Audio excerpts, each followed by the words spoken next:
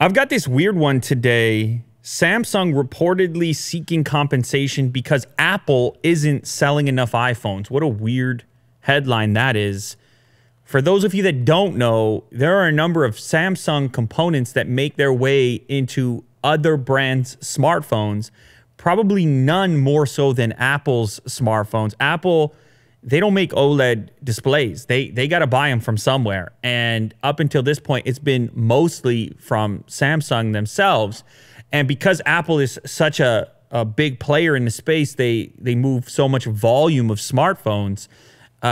When they're going to put out a new model and they're going to include OLED technology from Samsung, Samsung needs to know roughly how much volume they're going to need to produce to meet the sales volume on Apple's end. And so they set up contracts and agreements in advance of these new models coming out so that they can then go tool up the factories, in some cases even create new factories to meet the demand requested from Apple themselves. And we don't necessarily get to see how these contracts work, but you can get a sense for the commitments that take place on either end after the fact, in retrospect. And that's kind of where we're at right now. So it's been reported here on this channel as well as elsewhere that the premium end of the smartphone market has been getting a bit soft or flat at the very least. And one of the companies most affected, Apple, with their latest release, the XS, XS Max, not necessarily meeting the expectations for sales figures. Tim Cook has said there's a number of reasons for it. He stated people repairing their old phones, softness in the China market. But in general, there's a lot of people that just think there's a certain amount of fatigue in the smartphone market, as well as a reluctance to spend the astronomical sales figures necessary, price figures, sorry, necessary for these premium smartphones in the range of the iPhone XS. So anyhow, in this case, it seems like Apple had a deal with Samsung to purchase a certain number of OLED displays. A report from ET News says this.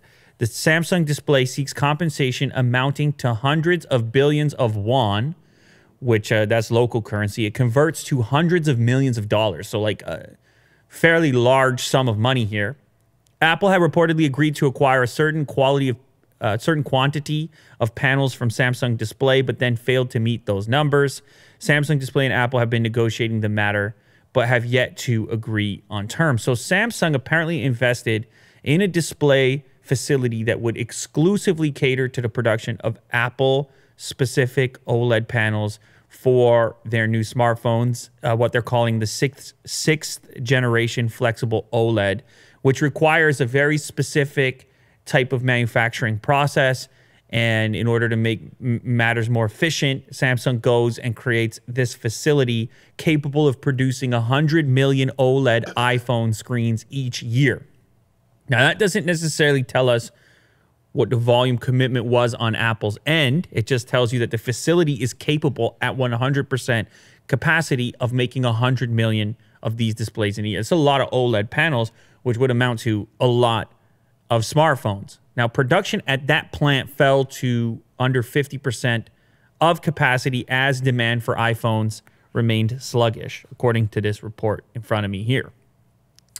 So Samsung then sits there and says, well, we have all of this underutilized production, possibly raw materials in place to meet the criteria that you committed to beforehand, and we want some sort of compensation to make up for the fact that we're going to lose money on this deal.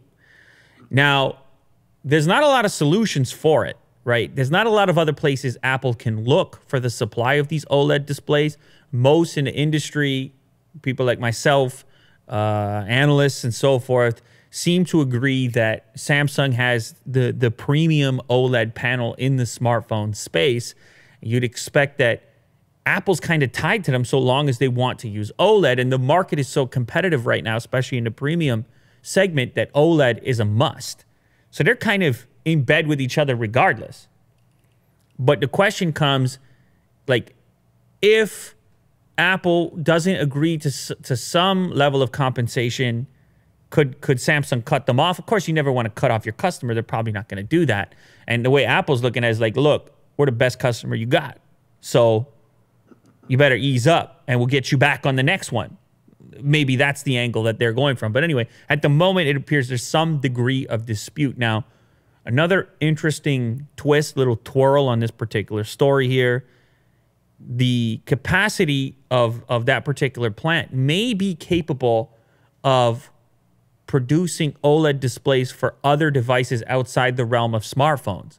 So a lot of Apple fans have been waiting for OLED to make its way into iPads and laptops as well. There's the rumored 16-inch MacBook supposedly on the horizon, which may include one of these OLED displays. Of course, an OLED display on a laptop, much bigger than an OLED display on a phone, and presumably more difficult to manufacture because of that. So maybe there's a way around it there. If Apple can expedite the process of moving to OLED in the other areas of its product line, then maybe you can meet this capacity that Samsung is looking for. Though Will's just showing me a report here stating that the 16-inch MacBook may very well just be another TFT LCD made by LG. So as you could tell, Apple, they like to distribute their suppliers whenever possible, purchasing some displays from LG. Of course, they didn't go with OLED in the iPhone XR, claimed they had this very fancy LCD in that as well. So it makes sense for them to distribute their risk as well and not rely only on one singular supplier. But I think this kind of news here, it does seem to indicate that the capacity exists for greater OLED production, and therefore there's a possibility for some compromise and potentially for this capacity to map out into more OLED products for yourself with an Apple logo on them. That could happen. Maybe not immediately, but possibly in the future. This could be an indication into, like I said, potentially an OLED iPad, maybe a laptop eventually, or maybe the budget model, which I've heard this rumored as well. The XR equivalent of the next generation iPhone, maybe moving away from this latest Retina LCD. What do they call? What did they call the LCD on this new XR? Was it? They had a special name trying to imply that their LCD was a step above all the rest of the LCDs. It's not really important, but I think they called it like Retina LCD or something. Maybe not. Maybe I just made that up. OLED's better, so it doesn't really matter. Everybody seems to agree OLED is the future, so never mind LCD anymore. Although, on the laptop front, oh, liquid retina. There you go. You got it, Will. Speedy Will. Back in the chair. Always so. You didn't want to let that one go, did you? No. You were I knew there was a name for it. You were like, you know what? A weird name. So did you know there was a name as well, or did you just trust my? I knew there was a name. You knew it too. Yeah. So you weren't giving up. Yeah. Now here's the question: if you weren't sitting there, would Jack have gotten here? I think so. Jack, do you agree with that? This is their main site. You agree with that or disagree? Would you have gotten to this liquid retina term, or would you have given up? You wouldn't even tried. Maybe even tell the truth, Jack. He wouldn't have given up. He admitted it. He just admitted it. So just to put a check beside Will's name on this one. Right, Jack? That's fair. Okay. So anyway, liquid retina, they call it. It's an LCD display. They say it's the most advanced LCD in the industry in the case of the iPhone XR. But the rumor right now is that the entire lineup will go OLED. If not in the next generation, then the following one. And there's just, obviously, as we know, there are certain attributes you can't recreate in an LCD that you get out of an OLED, so it makes sense to eventually go that direction, even though they appear to use a little more battery. This XR, currently the best battery performer of any iPhone. Remember yesterday we were talking about this Huawei FedEx situation. Well, FedEx has kind of come back with a weird move here. FedEx is suing the U.S. government over Huawei confusion. Says it can't inspect every package for export violations. So FedEx isn't even happy about the situation. Of course, we covered this yesterday, how a P30 Pro trying to go from the UK to the US offices for PC Mag never made it, got sent back, and they were citing some sort of the issue relating to the ban instituted via the executive order in the US. But it was so vague. It was like, who made this call? Who's complying with what? Is FedEx making the call? Should FedEx be put on an entity list within China? That was the threat. there was like this thought that there might be retaliation against FedEx on the Chinese side, that maybe FedEx was doing some work on behalf of the U.S. government. Now you find out FedEx they're not even buying into it. Also, people were mad that we cited this Huawei Facts Twitter account. They're like, well, all of a sudden, this is propaganda now, what we're doing, because we cited this. It is a bad name, I think, for a Twitter handle, implying that nothing else is facts. This is the only place to get Huawei Facts. Right. It's a bit rude, in fact, but no, the reason we were citing this yesterday, because I thought it was odd that Huawei was using Twitter for these kinds of official claims. Is an odd place to put it. Was FedEx within its rights to prevent a P30 Pro? Like, that's something you're used to seeing on a news site's Twitter account.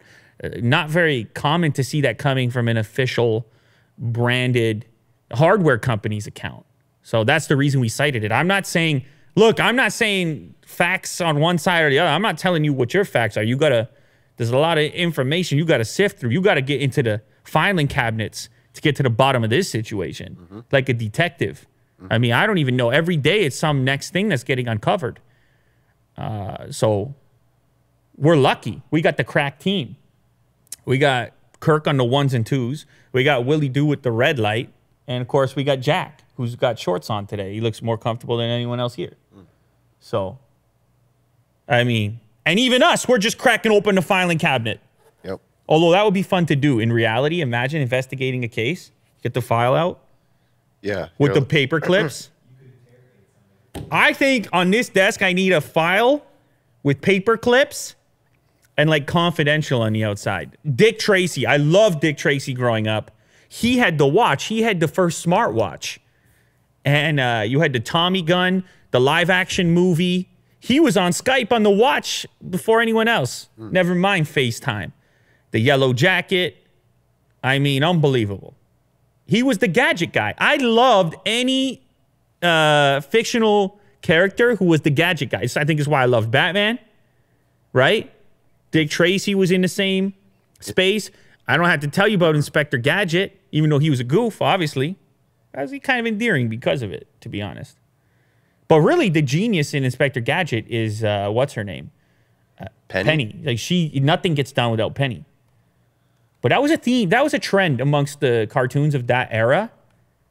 Is like, it was this. The hero wasn't the one you expected to be the hero. Like, it was always. You remember we were talking about the Ninja Turtles the other day? How it's like the leader and Raphael, and then it's like somebody had to talk him down. It was always, you know. Anyway, I don't know. I don't know what I'm talking about. Inspector Gadget. Early days, Lou. That's all you need to know. I just realized something, though. He's got a similar coat to Dick Tracy, which therefore showcases to be into gadgets, you got to have a coat like that. So who knows what I'm looking like tomorrow, Will. I don't know. Maybe it's maybe I got to pick one of those up. Anyhow, FedEx, they're backing off the whole thing. They're like, we're not with anybody here. Like, get off our back. Geez, this is difficult. You're putting us in a weird spot. They're going to sue the U.S. government. They don't want to be inspecting this package. They just want to ship stuff. At least that's the way it sounds based on the reports that came out today. FedEx filed a lawsuit against the U.S. Department of Commerce on Monday over restrictions that the Trump regime has put in place against the Chinese telecom giant Huawei. FedEx, which has gotten into trouble with Huawei for misdirecting some of the tech company's packages lately, says it shouldn't have to make sure that newly prohibited technology doesn't get shipped to Huawei offices. So the story that we reported on wasn't the only one. There was also like weird stuff that was supposed to go from point A to B, and it was making a stopover in the U.S. to be inspected, and they were mad about that too. And again, FedEx making a claim that they were being instructed to do this based on that original order that came all the way from Trump administration. So FedEx is like, don't put us on blast. Don't put us in the middle. That's what this seems to indicate to me. They're saying we're not just out here going to accept this order that's been put in place, even though it's coming from the highest level.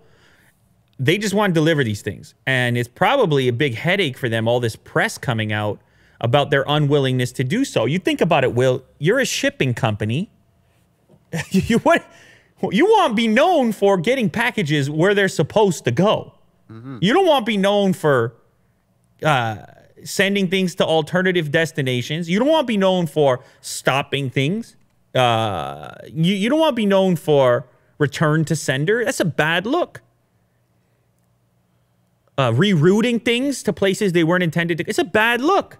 Will, you want people to know if they send something with you, it's getting to where it's going, regardless of what the product says on it. So long as it's not a completely illegal substance. Right.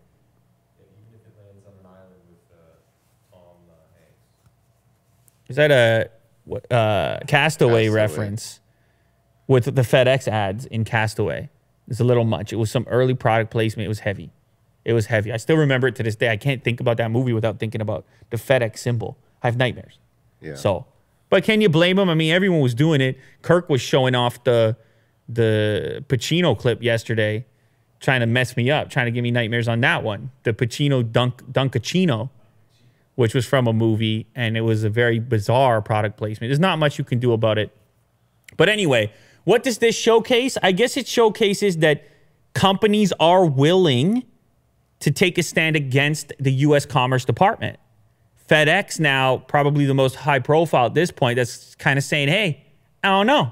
We're not necessarily with it. We're not necessarily for it. Now you start to wonder if you get enough on that list, if Google does the same thing or Microsoft or whoever else, is that enough force to potentially change things? Probably not at the exact moment, but it's an indication of a sentiment that might not be as nationalistic on the U.S. side as you might expect. You may have expected, depending on where you line up politically, you may expect FedEx to say, yeah, damn right, that's what we're doing. You're not going to get your package in here, Huawei, but that's not what they're saying. They're saying, hey, we're a global brand, and we don't want to be known for this. We don't want to bear the brunt of this. We're sick of this bad press. That's the angle they're taking.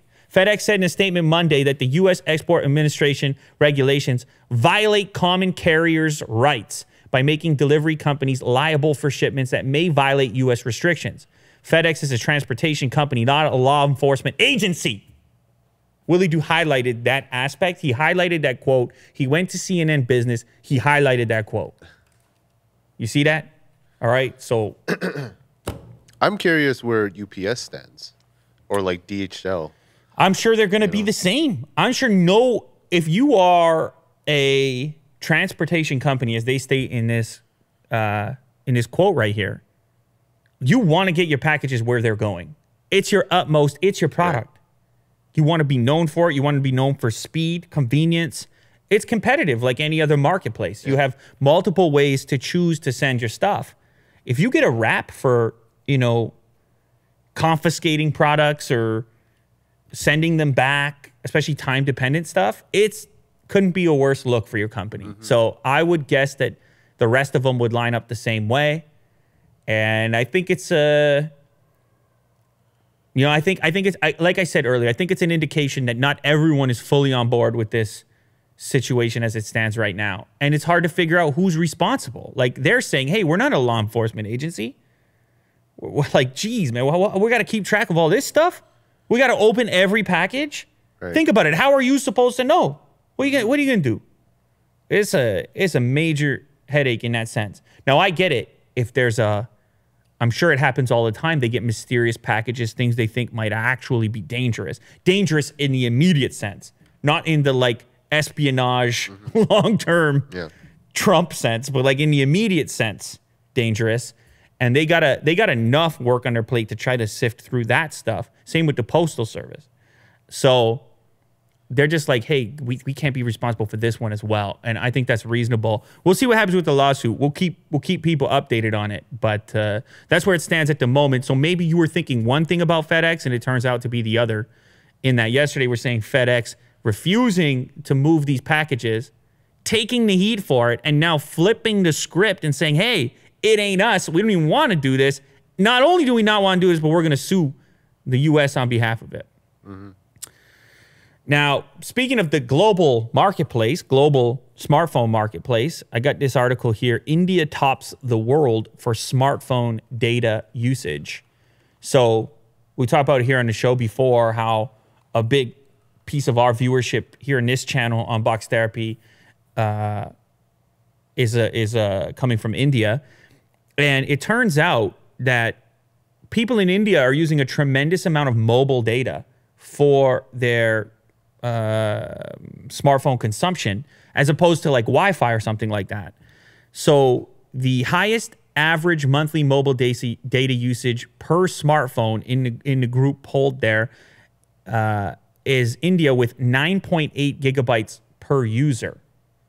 And this is a report from mobile networking and telecommunications company Ericsson. They do a yearly report on this, apparently.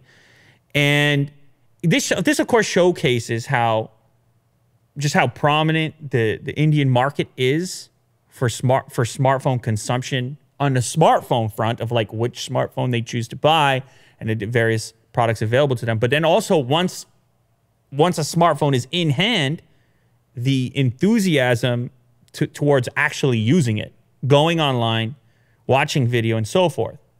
And having been to India myself, I also recognize that the kind of more traditional network infrastructure that a North American person might have, like a Wi-Fi being available at all these various locations at home and things like this, is not necessarily something that maps identically in India. In many cases, the smartphone is the first entry point onto the web via the towers that exist, the LTE connection or edge connection. Now, surprisingly, mentioning LTE, apparently Ericsson states via this report that a lot of India doesn't even have LTE yet.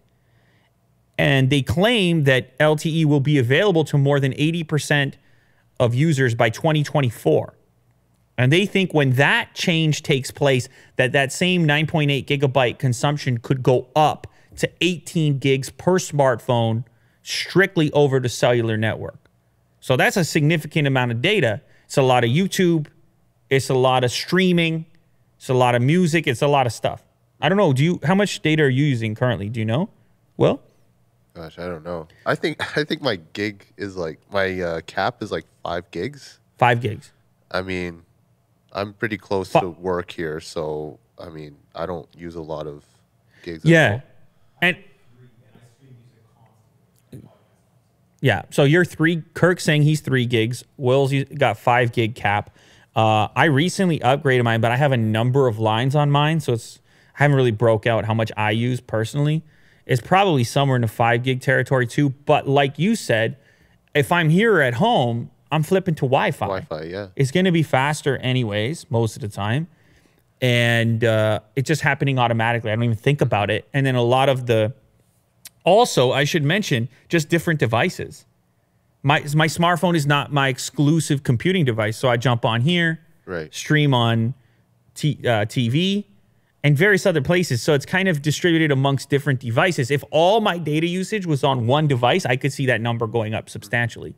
So anyhow, despite the rapid growth in LTE contracts, half the users in India are currently still on Edge and GSM, which is pretty wild, right? Half the users. Now, I guess our Indian audience here can tell us whatever they're dealing with in terms of connection speed. But imagine it was the only connection you had, and it happened to be Edge or GSM. That'd be a scary situation, obviously. But I have to say, I'm not surprised by this figure for all those reasons that I just mentioned. Apparently, another issue listed in this same article here, this is via Android Police, is that there's something else plaguing the Indian market, which is smartphone theft. Apparently, there's no IMEI database in place where victims can have their phone's identifiers blacklisted. We have those things in place in other markets, and it's common practice elsewhere. But until that happens, it's really easy for someone to steal a smartphone, pop a SIM in, and just carry on using it. Now, Will's got an article here stating how India's mobile data is cheapest globally as well. So there's this cool infograph here stating that India is 0.02 cents. What is that, per gigabyte? Get out of here. Yeah, per gig. No. Yeah.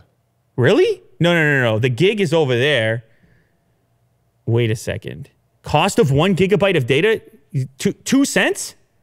That's incredible, if that's true. That's incredible. Anyway, this particular infographic is stating that's the case. In the US, that same gigabyte, $12.37. I guess this is against an average, global average, falling at 8.5. The source here is cable.co.uk. Now, of course, data prices are going to have to be adjusted for 1 gigabyte of data costs 26 cents in India. Interesting. I don't understand. There's some conflicting numbers on this particular report. It's timesofIndia.com, indiatimes.com. That's where we're reading this from. So you can check it out for yourself. But obviously, oh, I see. That's lowest cost versus average cost. So some people pay more depending on the market. But keep in mind, these things have to be adjusted for the local markets because otherwise they're not going to be affordable at all if you have to adjust for the income level of these various different places and so on and so forth. But it is interesting to see that list, see the U.S. cost of data so much higher than in India. Interesting stuff. But anyhow, for the time being, lots of data being utilized in India, cheap data relative to the global market, and it's expected to increase as those connections get faster and they move to LTE. And I think it's all good news, especially if you happen to be a viewer here. You move to LTE, all of a sudden, you know, you're trying to stream this show here on YouTube? Nightmare right now. GSM? 144p? 4 pixels. Yeah, you can't even see this right now, if that's the case. So, LTE for all. There we go. There's this weird one here. Apple, they explored building a camera into the Apple Watch band. And there's like this patent that has recently emerged about like an early drawing of how the strap would turn into a camera on the watch itself. It honestly looks terrible and weird, and it's nothing against Apple. Everyone's always worried that I'm hating on anything Apple does. It's just a patent. They may have never intended on doing it. They may have just like, hey, it happens all the time. You patent something just in case you end up going down that route. There have been other smartwatches with cameras in them. One of the Galaxy watches, early ones, I can remember. Was it an early Gear had a camera in it? I can remember playing around with cameras on smartwatches in the early days. It was a thing that people thought would be cool. Getting back to Dick Tracy from earlier, it's like, oh, that could be sick. But there it was, the Gear 2, little camera on the side of the unit, kind of hidden. Seems like a cool idea, but they were never very good. And I guess I never wore these watches long enough to truly utilize them, but it's been a thing that's been experimented with, so you can understand why Apple would patent such a thing. Now, one of the issues with the cameras that existed, the implementation on that Gear device was the point of view was determined by the location of the watch. And so it would be hard to frame something up like that. So in Apple's patent, the strap extends around the device. You lift it up and it's like a movable lens. Can you imagine them? I can just never see a product like this actually existing in real life. But it didn't stop them from filing the patent. And like I said earlier, they're not the only ones that thought of the idea of sticking a camera into a watch. It does bring into question some really weird stuff about. I remember Samsung taking heat for having this secret camera on their watch for like people snapping photos of others unknowingly, that like you wouldn't expect that camera to be there on the watch, and it wasn't really obvious that it was there, like a spy camera sort of. So some people were a bit uncomfortable with that. And you can imagine the same thing in Apple's case. One thing about smartphones is you are pretty certain when the camera's being pointed at you. And in other words, it would be hard to record you, or harder to record you secretly. But having the watch having the camera in the watch, you could imagine, I could be recording you right now. Well, you don't know anything. Mm-hmm. You know, even just get the audio on there. The audio, yeah. You know, and then I use it against you in the future. Yeah, as you do. As I would, of course. It's necessary. So anyway, kind of a weird little finding there. I don't think it's ever going to happen, but Apple is prepared. They have the patent in the event that things change and your strap becomes a camera. Meet the all-electric Ford Mustang that's more powerful than the original. This is cool, man. Wait till you see this, okay? This is a company called Charge Cars. And the article I found here is on Rob Report. This company is taking a classic 1964 Mustang and electrifying it, turning it into a kind of Tesla that, in my opinion, looks a lot cooler than a Tesla. Hit a little volume on that there, Will, that video right there. Give it a little unmute on the video itself. It's got a mute on it. Look at this, okay? Tell me this thing doesn't look cool. Unbelievable. So it's got the classic looks, but modernized, futuristic. The rear headlights kind of like out of, what was that TV show? Knight Rider. It's got a Knight Rider vibe to it. And wait till you see this dude pull out right here. Like, that ain't a Tesla, you see? That's old and new combined. And little does anybody need to know, there's no gasoline. There's no combustion under the hood, Will. Just some big batteries. New future, old future, combined. It's silent. Silent. Case, right? No growl. That some people might hold that against it because you get a car like that. Like, some of the purists are going to be upset. They're hoping for the growl, and that doesn't have any growl. But anyway, this is a British startup, and they're not going to make many of these. They're going to be crazy expensive. It's going to have the equivalent of 536 horsepower. The cost is going to be around $380,000. It's a lot, a couple of dollars. But look at that thing, Kirk. Come on, exactly. Don't even tell me that doesn't look cooler than a Tesla. That looks way cooler than a Tesla. Now, I get it. It's a two-door. It's not practical. It's based on a car from 1964. So we're not talking about practicality. That's for certain. 800 pound-feet of torque. They got rid of course, the V8 motor isn't in there anymore. It's going to go 0 to 62 in 3.99 seconds. That's a bit disappointing, surprisingly, because the Tesla does it in light speed, basically. So it isn't actually going to beat it off the line, even though it looks like it should. But for me, that's actually kind of easy to understand because you're retrofitting an old design.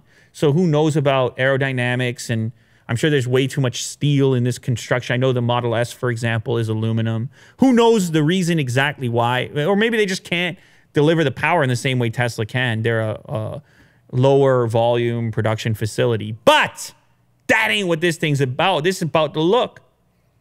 The old and new. Now, granted, it's a small company. Obviously, I think what was the number they said they were going to make? Can you find it in the article there? 499. 499 of them. So you got to be kind of a collector or something. This isn't an everyday driver. If anything goes wrong with it, what are you doing? Like, you're contacting these guys in the UK, and so you got to get your practical head out of it, and you got to just say, I just want this crazy thing, and then maybe you can get it like that. But it's super expensive and low volume. But nonetheless, maybe it's an indication that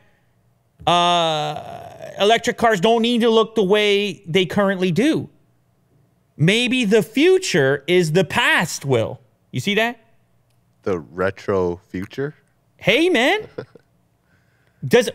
In a way, can't you see this being more futuristic than our current perception of futuristic?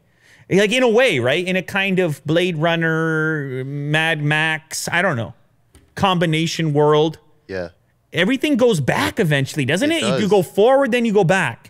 It reminds me of like these futuristic movies where like the main character has like a car that's like back in like the 50s or 70s or something. That's or like right. a motorcycle. Remember one time, actually you weren't here for this, we were having a party here and we had Heavy Metal, the animated movie. Oh, Heavy yeah. I saw it here. Oh, okay. You saw we had it on. And the guy, the main character, he's got this cab that, like this New York City cab that looks really old, but it has all these futuristic aspects to it. So there is something strange when you see those things merged together that it kind of, there's something compelling about it. The old and the new. What's new? What's old is new again. I just really like the look of that thing anyhow.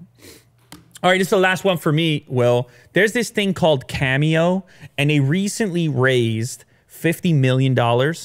And the reason I'm bringing it up, I mean, they're in the news for raising all this cash, but the reason I'm bringing it up is because they approached me a while ago to go on this site and like become part of the inventory of celebrities. This could be you. Yeah, that could be me.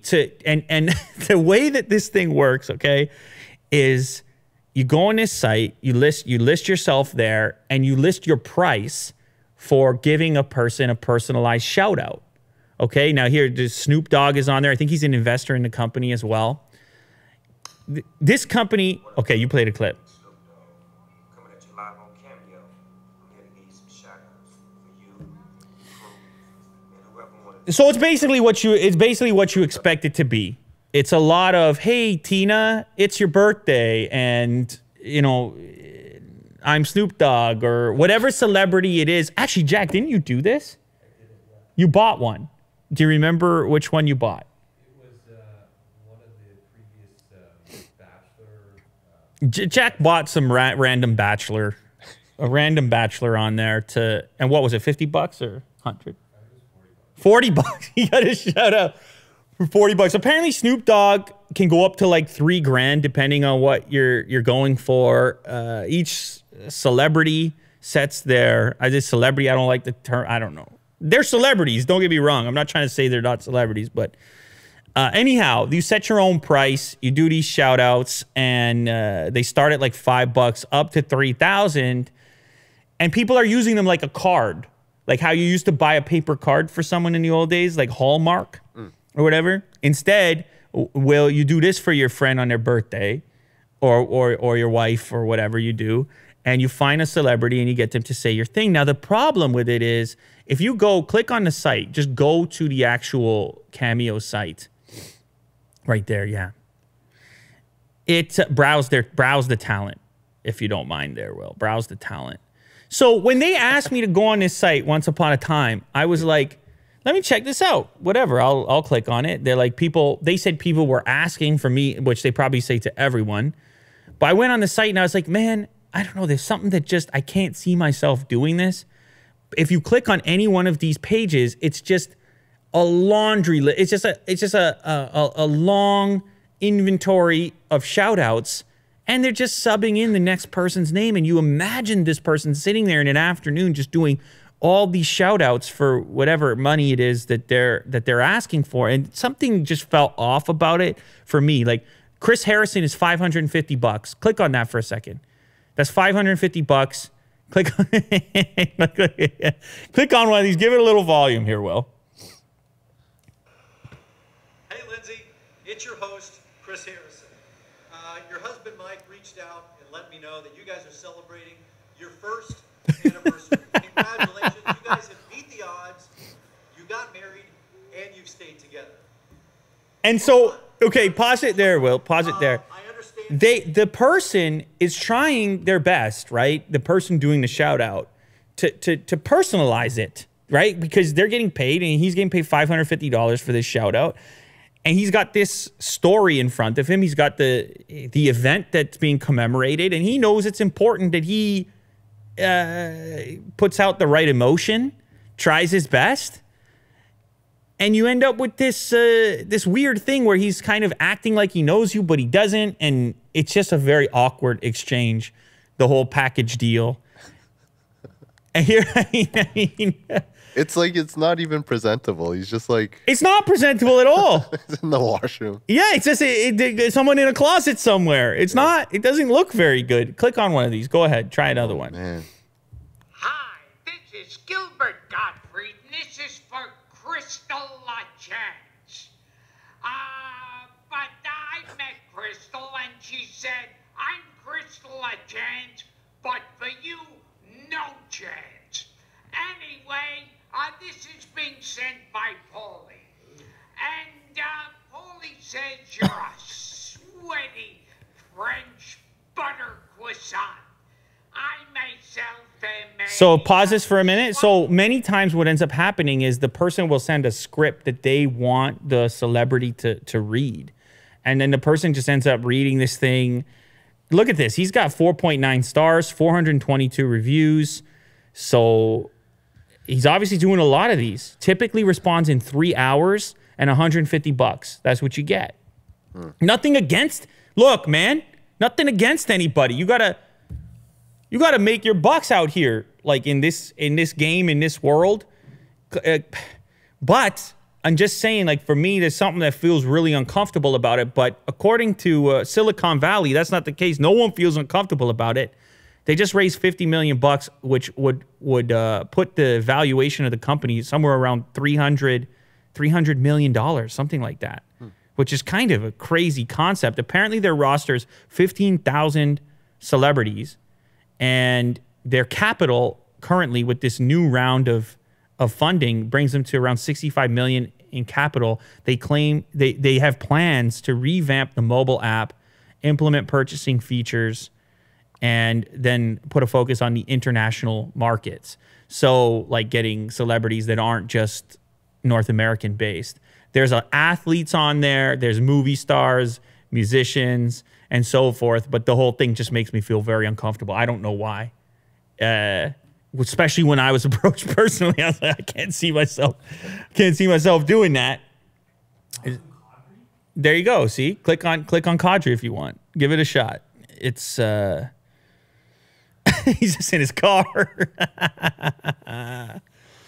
Yeah, what can I say? I don't know. Maybe I need to lighten up. Maybe it's just a bit of fun. Maybe I need to lighten up. But there is certainly a threshold to it. Like, take Cadre's page right here. He's got 5 posts, and they're all a bit different. That's okay. But like when you get to the person who's really a power user, and it's like 50 posts in the same corner of their house, it's kind of like, whoa, what is that afternoon looking like?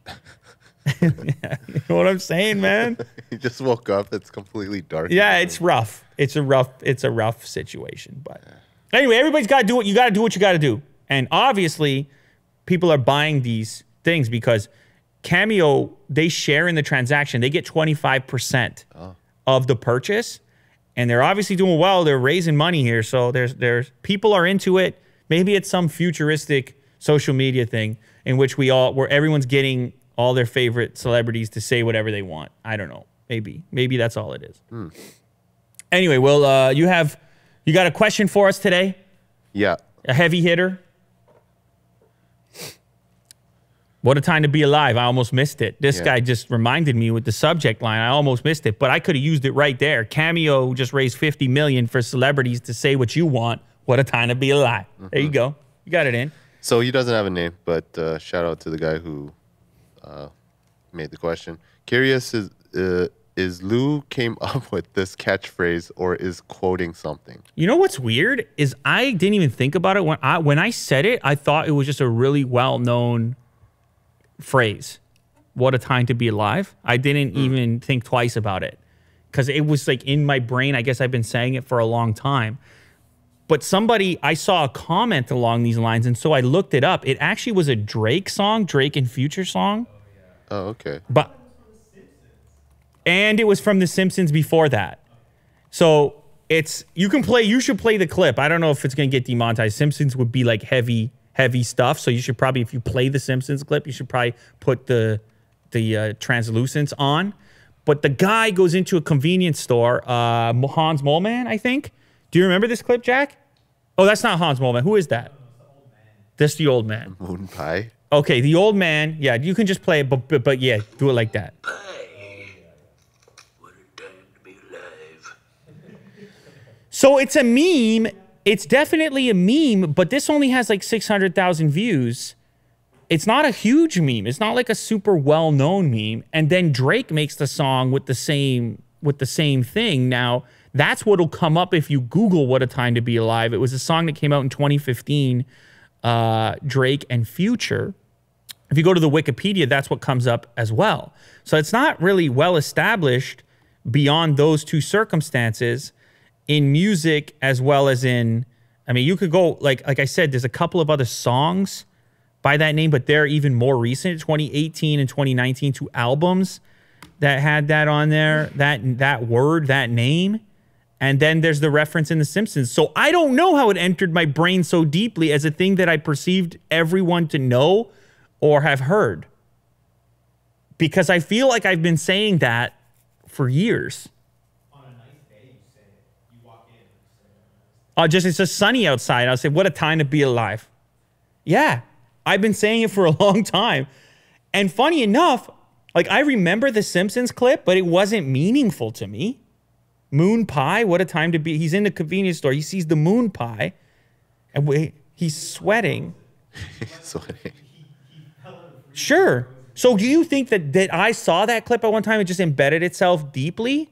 Because the Drake song, I don't even think I've ever heard it from 2015. When I looked it up, I found it on Google. That's when it happened. Okay, here we go. Know Your Meme from 2014. Know Your Meme just says it's from The Simpsons. That's it. But this was added 5 years ago. Catchphrase, origin, season 9, episode 17, The Simpsons. Originally aired in 1998. So 1998, I'm 13 years old. I guess I would have been in prime time to be embedded with a Time to Be Alive meme at 13 years old. I probably was watching that. But on YouTube, when it hit Know Your Meme, it only had 245,000 views. So definitely not a huge meme in terms of the meme Olympics. This is definitely not a gold medalist. And you can see search volume on Google Trends peaked in 2015. Oh, when the song came out, and it's flatlined ever since. So maybe we can get it back up with this show right here. Ladies and gentlemen, on that note, what a time to be alive. You can cut it.